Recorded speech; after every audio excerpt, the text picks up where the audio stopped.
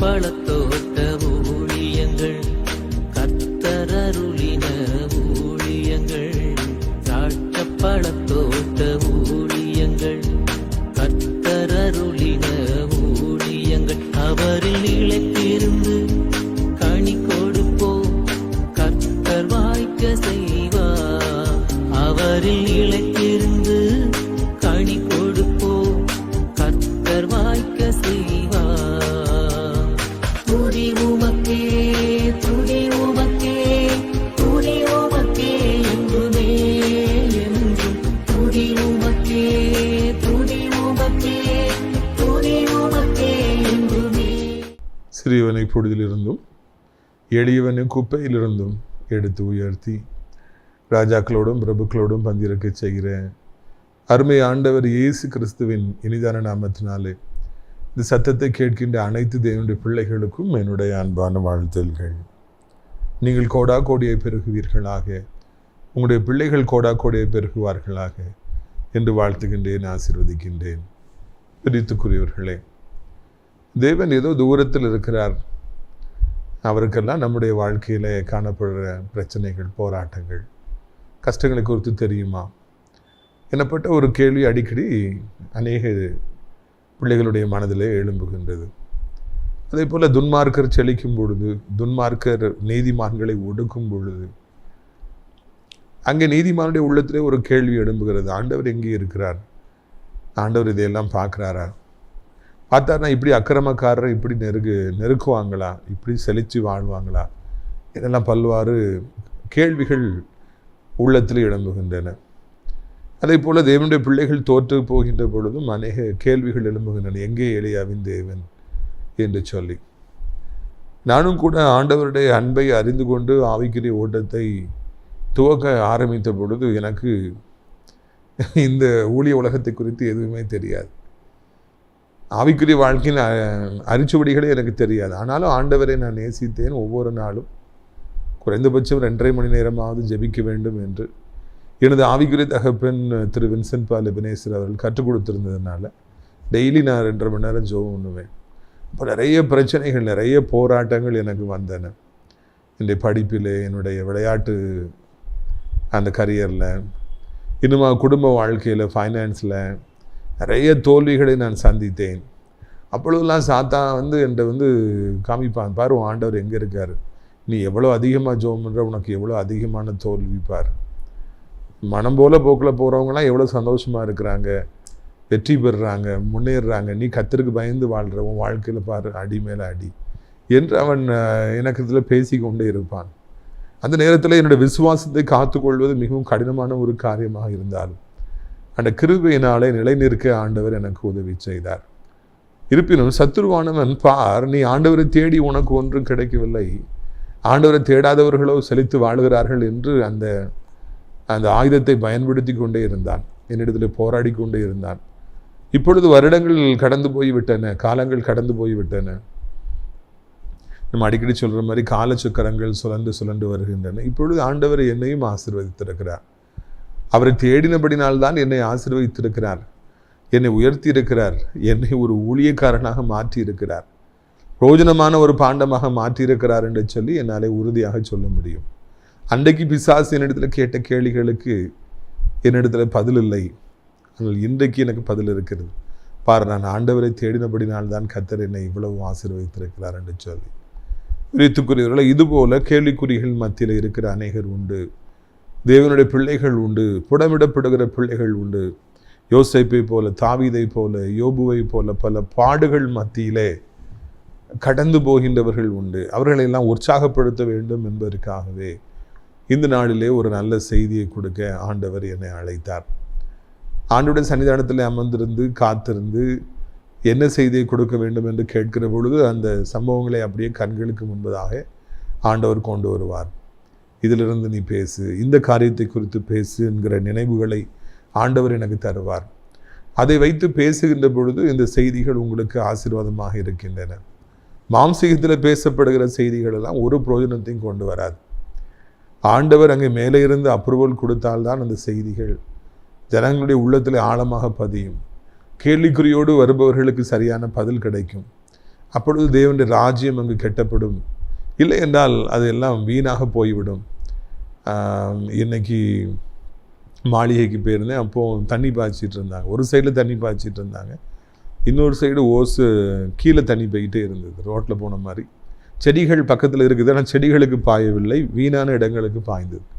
உடனே ஓடி போய் நான் அதை ஆஃப் பண்ணி அதை மறுபடி சரி செய்து செடிகளுக்கு எடுத்து போட்டேன். அதே மாதிரி தான் இந்த செய்திகள் எல்லாம் ஓஸ் பைப்லேருந்து தண்ணீர் வேகமாக வர்ற மாதிரி அது அநேக செடிகளை வாழிப்பதற்கு தேவையான வல்லமை பெற்றிருப்பது போல, இதுபோல் தொலைக்காட்சிகளில் தேவனுடைய ஊழியக்காரர்கள் பேசுகிற பொழுது அந்த செய்திகள் வல்லமை மிகுந்த செய்திகளாக அநேகரை செழிப்பாக மாற்றுவதற்கு, வாழ்க்கையை செழிப்பாக மாற்றுவதற்கு, ஆவிக்குரிய வாழ்க்கையை செழிப்பாக மாற்றுவதற்கு, பிஸ்னஸை மாற்றுவதற்கு தேவையான வல்லமையை பீச்சி அடிக்கிற செய்திகளாக காணப்படுகின்றன. ஆனால் அது சரியான இடத்துல பாய வேண்டும். இன்னொன்று, கர்த்தராலே அந்த தண்ணீர் பாய வேண்டும், செய்திகள் வர வேண்டும். அப்பொழுதுதான் அநேகருடைய வாழ்க்கைகள் இந்த செய்திகள் செழிப்பாக்கும். இல்லை என்றால் அவைகளெல்லாம் ஒன்றுமில்லாமல் போய்விடும் என்பதில் சந்தேகமில்லை. நான் இன்றைக்கு சொன்னது மாதிரி தண்ணீர் வீணாக போயிடும், செய்திகளெல்லாம் வீணாக போய்விடும். மிகப்பெரிய இடம், ஆயிரக்கணக்கில் ஜனங்கள் வராங்க, பெரிய பிரேயர் ஹவுஸ் இருக்குது, ஒட்டி இந்த அடைக்கலான் குருவி என்னப்பட்ட ஆவிக்குரிய முதியோர் இல்லம் இருப்பதை பார்த்து எல்லோரும் சந்தோஷப்பட்டாங்க. இது மாதிரி முதியவர்கள் இருப்பார்கள் என்றால் தாராளமாக அவர்களை இங்கே கொண்டு வந்து குறைந்த கட்டணத்திலே தங்க வைக்கலாம் எனப்பட்ட நல்ல செய்தியை அறிவிக்கும்படியாக விரும்புகிறேன். நிறைய இடம் இருக்குது, தாராளமாக அவர்களை அழைத்து கொண்டு வரலாம். பிரித்துக்குரியவர்களே, இப்படியாக ஆண்டவர் ஒவ்வொரு நாளும் ஒவ்வொரு விதமான காரியங்களை இங்கே நமக்கு செய்து கொண்டிருக்கிறார். அங்கே தங்கி பணிபுரிவதற்கு நல்ல பாஸ்டர், நல்ல கர்த்தருக்கு பயப்படுற பிள்ளைகள் நிச்சயமாய் நமக்கு தேவை, நர்சஸ் நமக்கு தேவை என்பதையும் அறிவிக்க விரும்புகிறேன். நீங்கள் பாருங்கள், 1 சாமுவேல் 3வது அதிகாரம் 1 வசனத்திலிருந்து வாசிக்க விரும்புகிறேன். 1 சாமுவேல் 3:1 முதல். சாமுவேலின் பிள்ளையாண்டான் ஏலிக்கு முன்பதாக கர்த்தருக்கு பணிவிடை செய்து கொண்டிருந்தார். அந்நாட்களிலே கர்த்தருடைய வசனம் அபூர்வமாக இருந்தது, பிரத்யட்சமான தரிசனம் இருந்ததில்லை. ஒரு நாள் ஏலி தன்னுடைய ஸ்தானத்தில் படுத்து கொண்டிருந்தான். அவன் பார்க்கக்கூடாதபடிக்கு அவனுடைய கண்கள் இருள் அடைந்திருந்தது. தேவனுடைய பெட்டி இருக்கிற கர்த்தருடைய ஆலயத்தில் தேவனுடைய விளக்கு அணைந்து போகும் முன்னே சாமுவேலும் படுத்து கொண்டிருந்தான். அங்கே ஒரு அருமையான டச்சிங் சீன் அங்கே பார்க்குறோம். தேவனுடைய ஆலயம் இருக்குது. தேவனுடைய ஆலயம் இருக்கிற அந்த காலகட்டங்களில் கர்த்தருடைய வார்த்தை ரொம்ப அபூர்வமாக இருந்தது. தேவனுடைய ஊழியக்காரர்கள், தீர்க்கதரிசிகள் அதிகமாக எழும்பவில்லை. ஏலியின் குமார்கள் ஏராளமான அக்கிரமங்களை செய்து கொண்டிருந்தார்கள். யார் அந்த ஏலி என்றால் அவர் கர்த்தருடைய ஊழியக்காரன், பிரதான ஆசாரியர். நாட்களில் பிஷப் ஐயா இருக்கிற மாதிரி அந்த நாட்களில் சர்ச்சுக்கு பிரதான ஆசாரியன் அவர் தான் முக்கியம். அவர் கீழே தான் எல்லாம் இருக்கும். சர்ச்சை அவர் கண்ட்ரோலில் தான் இருக்கும். மக்களெல்லாம் அவரை தான் சந்திக்கணும். ஏலி ஊழியக்காரனாகி நல்ல பலமோடு இருக்கிற வரைக்கும் நல்ல உண்மை உத்துவமாக இருந்தார். நமக்கு பின்னால் ஓஃப்னி பிணைக்காஸ் அவருடைய பிள்ளைகள் பேலியாளின் பிள்ளைகளாக, மிகவும் தவறு செய்பவர்களாக, துணிகரமான பாவம் செய்பவர்களாக, காணிக்கைகளை எடுத்துக்கொள்பவர்களாக, மக்களை வேதனைப்படுத்துபவர்களாக, துன்பப்படுத்துபவர்களாக இருந்தார். இது மிகவும் துரதிருஷ்டவசமானது. இஸ்ரவேலிலே ஒரு நல்ல பிரதான ஆசாரியனை ஆண்டவர் தந்தார். சாத்தானும் அவருடைய பிள்ளைகளை பேலியலின் பிள்ளைகளாக மாற்றி அதன் மூலமாக அநேக ஜனங்கள் ஆலயத்தை குறித்து வெறுக்கிற அளவிற்கு, தேவநாமம் தூஷிக்கப்படுகின்ற அளவிற்கு, பலிகளே கொடுக்க வேண்டாங்கிற அளவுக்கு ஜனங்கள் எல்லாரும் தேவனை விட்டு தூரம் போகிற அளவிற்கு அந்த 2 பிள்ளைகள், ஓப்னி பிணைகாஸ், ஏலுடைய பிள்ளைகள் அங்கே இருந்தாங்கன்னு காண்கிறோம். இந்த நாட்கள்லையும் அப்படிதான். ஏதாவது ஒரு விதத்தில் தேவனுடைய நாமத்தை தூஷிக்க பண்ணணும், இல்லைனா ஜனங்களை ஊழியங்களை வெறுக்க வைக்கணும்னு சொல்லி சாத்தான் இது மாதிரி சில நேரங்களில் நல்ல ஊழியக்காரர்களுக்கு இப்படிப்பட்ட பிள்ளைகளை உருவாக்குகிறான், அவர்களை கெடுக்கிறான், அவர்களை தவறானபடிக்கு நடத்துகிறான். அதனால் மக்கள் எல்லாரும் ஊழியங்களை வெறுக்கிற அளவிற்கு அவன் உடனே ஒரு ட்ரெண்டை உருவாக்குறான். பாரு ஊழியக்காரன் பிள்ளைலாம் எப்படி இருக்காங்க. நாம் கவனிக்க வேண்டிய காரியம் என்னவென்றால், ஊழியக்காரருக்காக நம்ம ஆண்டவர்கிட்ட வரல. ஊழியக்காரர்கள் பிள்ளைகளை பார்த்து கர்த்தரை வெறுக்க வேண்டிய அவசியம் நமக்கு இல்லை. நாம் பார்க்க வேண்டியது நம்முடைய ஆண்டவர். அவர் தான் நமக்கு எல்லாம். இதில் இந்த ஊழியக்காரன் அப்படி இருக்கிறான், அந்த ஊழியக்காரன் பிள்ளை அப்படி இருக்கிறாங்கிறதுலாம் அது அவங்களுடைய வாழ்க்கை. அவங்க தவறு செஞ்சாங்கன்னா ஆண்டவருக்கு அவங்க கணக்கு கொடுத்துட்டு போவாங்க. நம்ம அதுக்காக சர்ச்சை வெறுக்கிறதோ ஊழியத்தை வெறுக்கிறதோ நான் போக மாட்டேன்னு சொல்கிறதோ சிறு பிள்ளைத்தனம் அப்படிதான் ட்விஸ்ட் பண்ணணும்னு சொல்லி ஆசைப்படுவான். நம்மளை அழைத்தவர் நம்முடைய ஆண்டவர், நம்ம வாழ்றது நம்முடைய ஆண்டவருக்காக.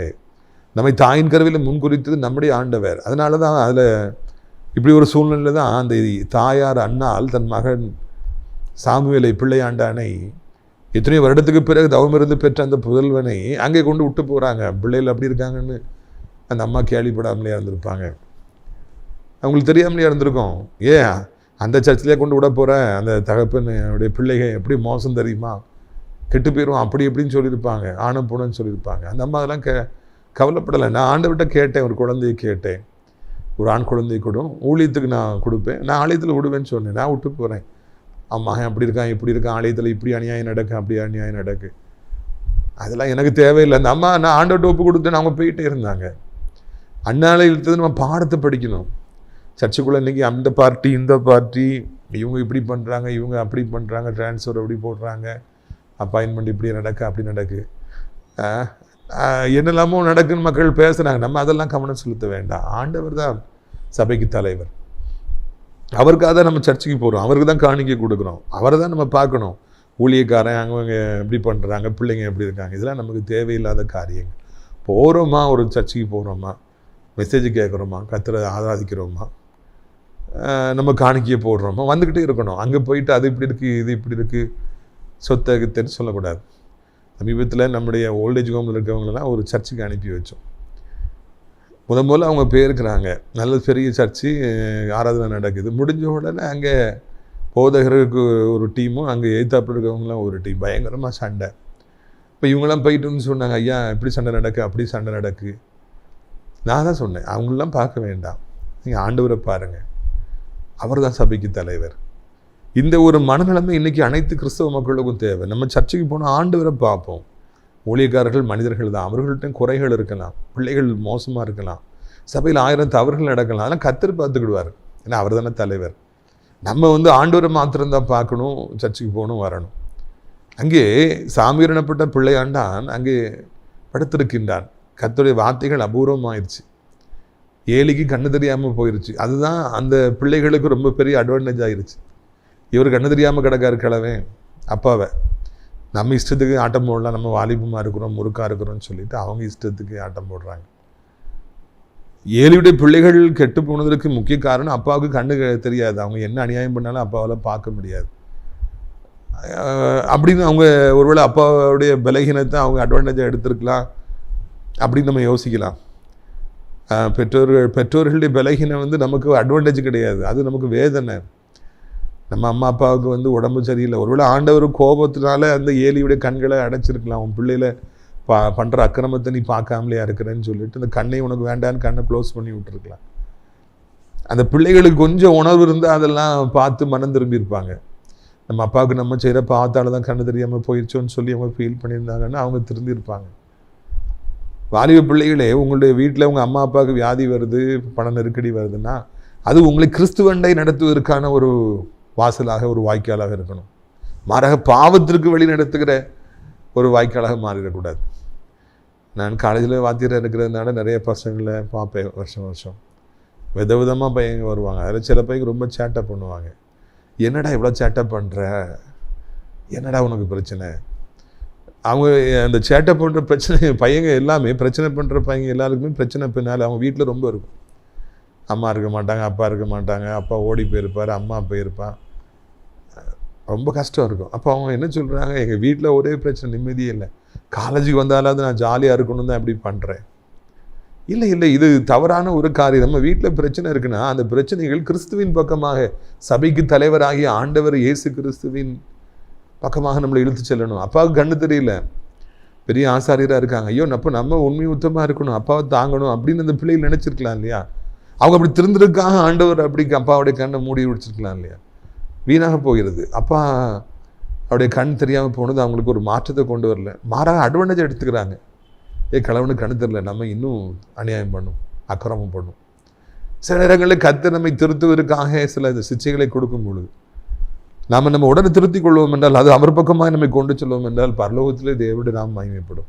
ஒருவேளை உடனே ஆண்டவர் ஏலிட்டு கண்களை கூட திறந்து விட்டுருப்பார், பிள்ளைங்க வந்துட்டாங்கன்னு சொல்லிட்டு. ஆனால் நம்ம உள்ளத்தை கடினப்படுத்தி மென்மேலும் குடும்பத்தில் உள்ள கஷ்டங்கள் மத்தியிலும் கூட கத்தரை தேடுறதுக்கு மனம் இல்லாமல் ஆசாராஜா மாதிரி கத்தரை தேடாமல் ஆசாராஜா பரிகாரிகளை தேடினார்.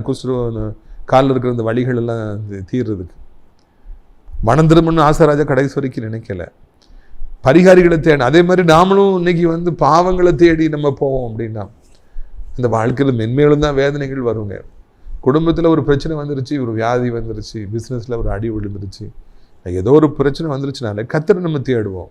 ஒருவேளை ஆண்டவர் அந்த பிரச்சனையின் மூலமாக என் மகள் என்னை தேடுவாளுங்கிற ஒரு நம்பிக்கையில் அவர் அந்த அனுமதிச்சிருக்கலாம் இல்லையா? நம்ம அப்படி திருந்திட்டோம் அப்படின்னா, நம்ம திருத்திக் கொள்வோம் என்றால் ஏராளமான ஆசீர்வாதங்கள் வரும். இல்லைன்னா நாச மோசங்கள் தான் வருங்க.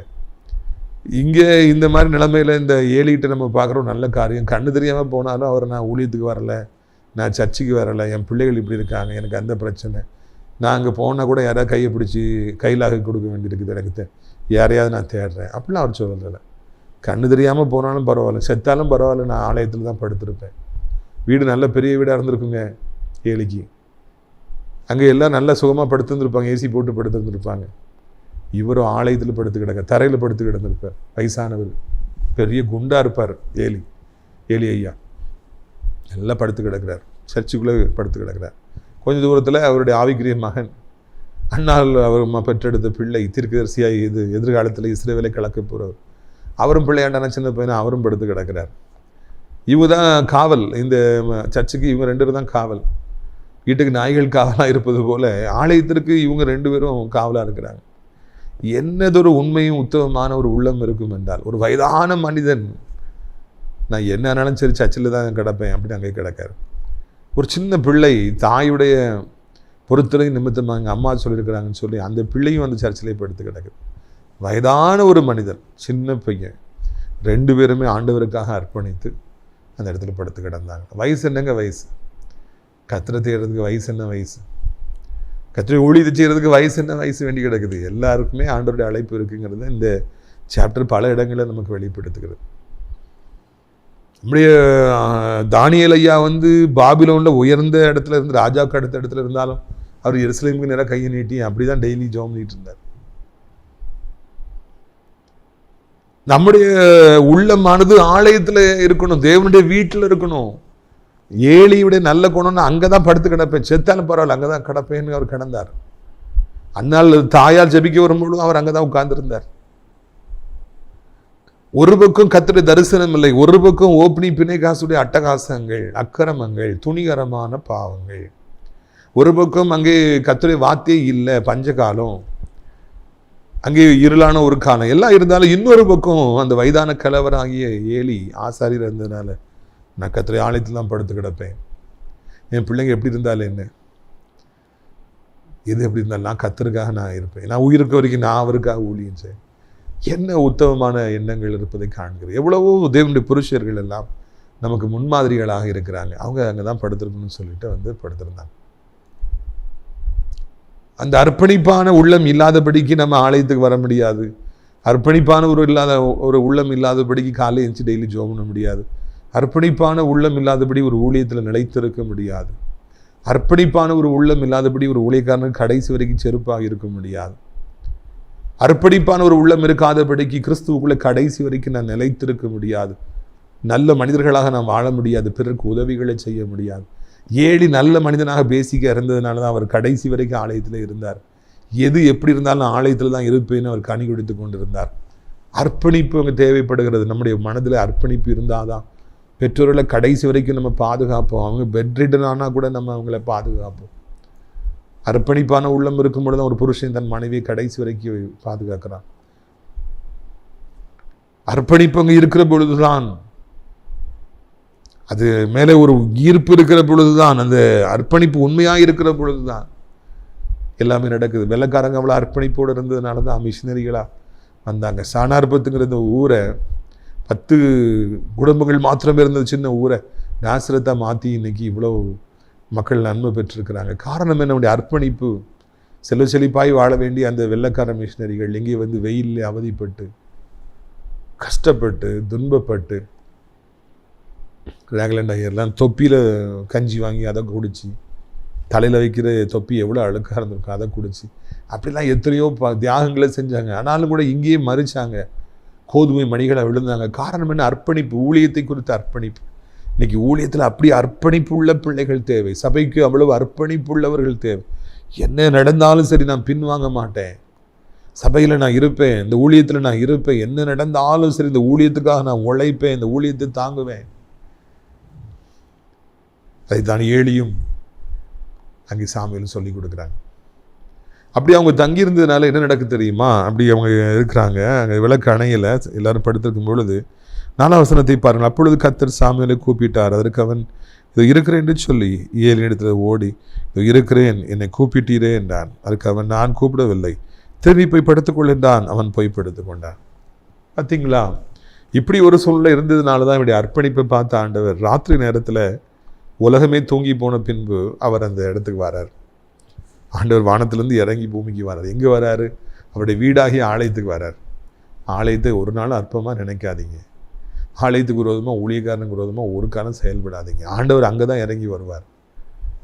அவர் மேலேருந்து இறங்கி வரார். அங்கே போய் பார்க்குறார். பார்த்தா அங்கே ஒரு பக்கம் ஏலி வயசான காலத்தில் படுத்து கிடக்கார். அவன் தள்ளி பார்க்குறாரு, அங்கே சாமுவேல் குட்டியாக பிள்ளையாண்டா படுத்து கிடக்கிறார். நேராக சாமுவேல்கிட்ட போகிறார். வயசானவர்கிட்ட போகலை, சின்ன பிள்ளையாண்டான்ட்டு போகிறார். சாமுவேலே சாமுவேலே, சாமியல் சாமியல் கூப்பிடுறார். எது எப்படி இருந்தாலும் சரி, ஓப்படி பிணைகாசு எப்படி இருந்தாலும் சரி, இந்த நாட்களில் பிசாசானவன் இஸ்ரவேலுக்கு விரோதமாக எவ்வளவு செயல்பட்டான் சரி, ஆண்டவர் அதெல்லாம் தூர வச்சுட்டு நேராக சாமுவேல்கிட்ட போகிறார். கூப்பிட்றாரு, மைசன் மைசன் சொல்லி. நம்முடைய வாழ்க்கையில் அர்ப்பணிப்போடு நாம் வாழுகிற பொழுது ஒரு நாள் வரும் பொழுது ஆண்டவர் நம்மை பேர் சொல்லி அழைப்பார். மகனே மகனே என்று அழைப்பார். உங்கள் சர்ச்சில் நீங்கள் எவ்வளோ பிரச்சனை இருந்தாலும் பரவாயில்ல போங்க, எத்தனை குரூப் இருந்தாலும் பரவாயில்ல போங்க. உங்கள் ஊழியத்தில் நீங்கள் அர்ப்பணிப்போடு இருங்க. உங்கள் பெற்றோர்கள் மேலே அர்ப்பணிப்போடு இருங்க. உங்கள் பாஸ்டருக்காக இந்த மாதிரி ஊழியக்காரங்களுக்கு அர்ப்பணிப்போடு இருங்க. கர்த்தர் உங்களுக்கு தர்ற பணிகளை உண்மையுத்தமாக செய்யுங்க. ஒரு நாள் ஆண்டவர் வந்து உங்கள் பேர் சொல்லி கூப்பிடுவார். நான் இருக்கிறேன்ப்பா, நான் உன்னை ஆசீர்வதிக்க விரும்புகிறேன், நான் உன்னை குணப்படுத்த விரும்புகிறேன், உன் பிள்ளைகளை ஆசீர்வதிக்க விரும்புகிறேன், நான் உன் பிஸ்னஸ் ஆசீர்வதிக்க விரும்புகிறேன், நீ எனக்காக இவ்வளோ வைராக்கியமாக இருக்கிறேன், என் ஆலயத்துக்காக இவ்வளோ வைராக்கியமாக இருக்கிறாய், நீ இவ்வளோ அர்ப்பணிப்புள்ளவனாய் காணப்படுகிறாய், நான் உன்னை ஆசீர்வதிக்க விரும்புகிறேன் என்று சொல்லி ஆண்டவர் நிச்சயமாக நம்மை ஆசீர்வதிப்பார். பிரியத்துக்குரியவர், இதைத்தான் இந்த நாளிலே ஆண்டவர் என்னை சொல்ல சொன்னார். நாம் என்னுடைய ஃபோக்கஸ், என்னுடைய பார்வைகள் ஆண்டவர் மீது தான் இருக்கணும். அவங்க இப்படி இருக்காங்க, இவங்க இப்படி இருக்காங்க, அங்கே இப்படி நடக்குது, இங்கே இப்படி நடக்குது, ஐயோ குய்யோ அப்படிலாம் நம்ம கத்துறது அவசியமே இல்லைங்க. ஆண்டவரை மாத்திரம் பாருங்கள், அர்ப்பணிப்போடு வாழுங்க. அப்போ ஆண்டவர் உங்களை தேடி வந்து பேர் சொல்லி அழைப்பார். குட்டி பையன்தான் சாமுவேலே சாமுவேல், எவ்வளோ பெரிய ஒரு ஆனர், எவ்வளோ பெரிய ஒரு ப்ரிவிலேஜ். எதுக்காக இவ்வளோ ப்ரிவிலேஜ்? எது எப்படி இருந்தாலும் சரி, என் பிள்ளை அங்கே தான் இருப்பான், ஊழியம் செய்வான் தாயார் ஒப்பு கொடுத்ததுனால அவனுக்கு அந்த பாக்கியம் கிடைத்தது. உங்களுக்கும் இப்படிப்பட்ட பாக்கியங்கள் கிடைக்கும்.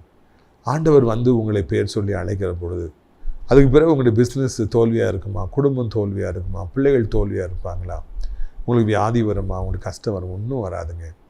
மிகப்பெரிய திட்டங்களை ஆண்டவர் உங்களுக்கு அறிவிப்பார். இந்த நாளிலே இதை நீங்கள் மறந்துவிடக்கூடாது என்று உங்களை அன்போடு அழைக்கிறேன்.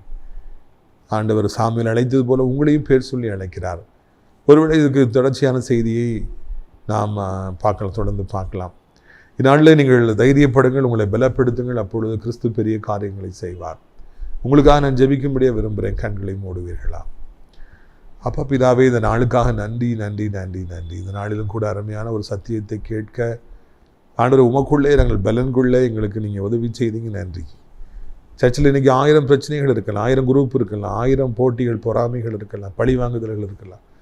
எங்களுக்கு அதெல்லாம் தேவையில்லைப்பா. நாங்கள் சர்ச்சில் அதை பார்க்குறதுக்காக வரல, உண்மை பார்க்குறது தான் வாரோம்.